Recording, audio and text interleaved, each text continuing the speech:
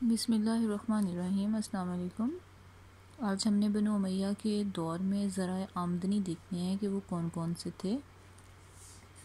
ویسے تو بنو امیہ کی حکومت کے ذرائع آمدنی تقریباً وہی تھے جو پہلے ہم نے عہد رسالت اور خلفۂ راشدین کے دور میں پڑھے ہیں،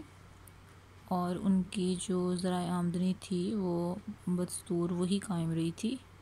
لیکن اس کے علاوہ کچھ اس دور میں ایسے بھی ذرائع اختیار کیے گئے تھے جو اسلامی نقطہ نظر سے جو تھے وہ درست نہ تھے، اور بعد میں ان کو ختم بھی کر دیا گیا تھا۔ ان میں سے جو بدستور قائم رہے تھے اس میں سے سب سے پہلا جو تھا وہ زکوٰۃ تھا، جو کہ ہر مسلمان کے لیے مذہبی طور پر فرض تھا کہ اپنے مال اور املاک پر 2.5% کے حساب سے زکوٰۃ ادا کرے، اور اسلامی قانون، معیشت اور مالی امور میں زکوٰۃ کو جو ہے بنیادی اہمیت حاصل رہی تھی۔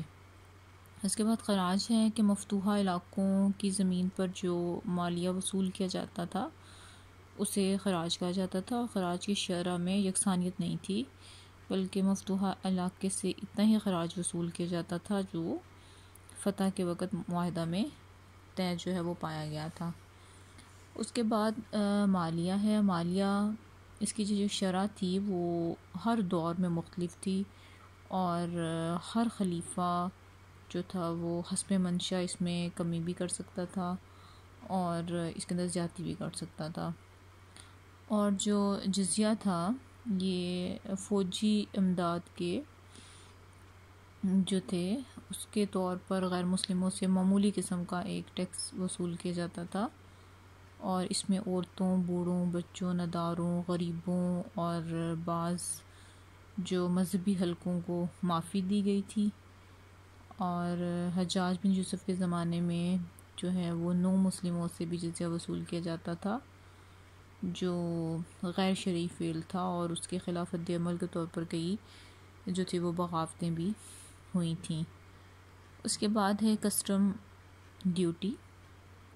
غیر ممالک سے جو مال درآمد کیا جاتا اس پر مختلف شرح سے ٹیکس لگایا جاتا تھا، اس کو کسٹم ڈیوٹی کہا جاتا تھا، اور خمس غنائم جو ہے مال غنیمت کا 5واں حصہ سرکاری خزانے میں داخل کیا جاتا تھا، اور خلیفہ کی ذاتی جاگیریں